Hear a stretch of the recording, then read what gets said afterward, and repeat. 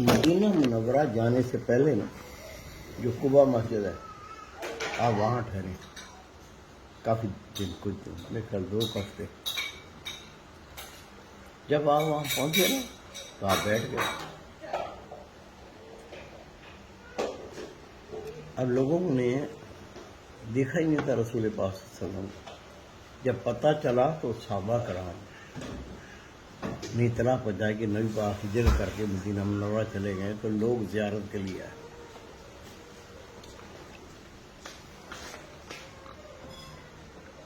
جو لوگ آئے نا، جیسے فقراء ہوتے ہیں اگر داڑھی رکھ لیتے ہیں، پگڑی باندھ لیتے ہیں، وہ سب ایک جیسے لگنے لگتے ہیں۔ اور نبی پاک کی اتنی توجہ تھی صدیق اکبر رضی اللہ عنہ کے اوپر کہ نبی پاک صلی اللہ علیہ وسلم کی ظاہر باطن میں رنگ میں ڈل گئے تھے، چہرے پہ نور بے پناہ، اور ایک ایک عمل جو نبی پاک کرتے تھے، بولنا دیکھنا، وہ سارا اپنا لیا تھا۔ جب لوگ آئے نا زیارت کے لیے تو نبی پاک صلی اللہ علیہ وسلم اور صدیق اکبر کو پہچانتے نہیں تھے کہ کون صدیق اکبر کون رسول پاک۔ تو ایک نے آ کے صدیق اکبر سے آیا اور مصافحہ کر رہا تھا، آپ نے یکدم اپنے ہاتھ سے کر لیا۔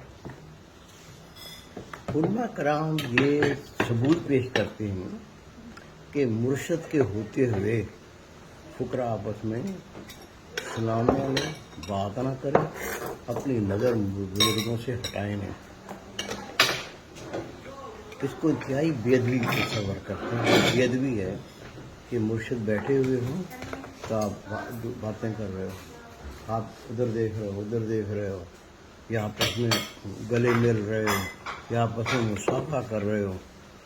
اس وقت صرف ایک ہی جگہ پہ نظر ہو، ایک ہی جگہ طرف توجہ ہو، اور بات نہ کی جائے اور مصافحہ نہ کیا جائے، اور ہر کو کہے کہ ہر کوئی اپنے بزرگوں تک وہاں جا کے مصافحہ کرو۔ آپ نے ایسے ہاتھ کر لیا، اس سے مصافحہ نہیں کیا، اور پھر اٹھ کے کھڑے ہوئے کیا کیا آپ نے اپنی چادر مبارک لے کے نا، اپنی چادر جو آپ پاس ہوتی تھی، نبی پاک کملی اڑتے تھے، یہ سنتے رسول چادر رکھنا۔ یہ چادر ایسے وقتوں میں کام آتی ہے جب ضرورت پڑتی ہے، مثال کے طور پر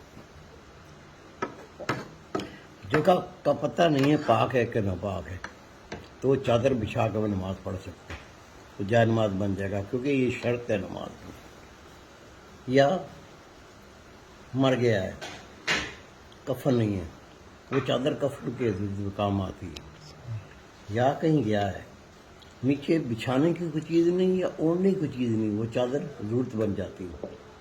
تو یہ نبی پاک بھی رکھتے تھے، صحابہ کرام بھی رکھتے تھے، لیکن نبی پاک صلی اللہ علیہ وسلم اوڑھتے تھے۔ تو صدیق اکبر نے اپنی چادر لے کے اللہ کے محبوب کو ایسے کر کے اڑا کے سامنے اس طرح کر کے دونوں بیٹھ گئے،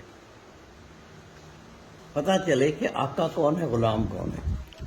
اب جب ایسے بیٹھے نا، تو اب جو بھی آتا تھا اس کو بتانا نہیں پڑتا تھا۔ صدیق اکبر تو ایسے کر کے نظر نیچے کر کے بیٹھے ہوتے تھے، تو سمجھ آتا تھا جن کے سامنے ادب سے بیٹھے ہوئے نا وہ آقا ہیں، اور یہ صدیق اکبر غلام ہیں۔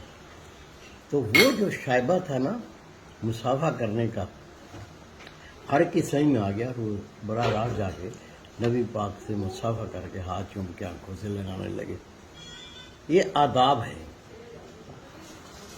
سونا سے مختلف فرمایا کرتے تھے کہ لمبی تقریر سن کے کوئی فیض نہیں پاتا، اگر کوئی آداب کو سیکھ لے تو وہ فیض یاب ہو جاتا ہے۔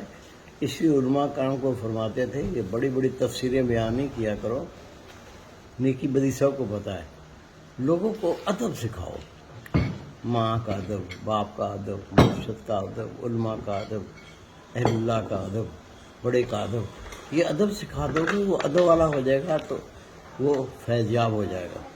اور اگر اس کو تفسیریں ساری پتہ ہے، ادب نہیں آیا، یہ بندہ کبھی بھی اللہ کے فیض اور نور سے، نبی پاک کے فیض سے کبھی فیض یاب نہیں ہو سکتا۔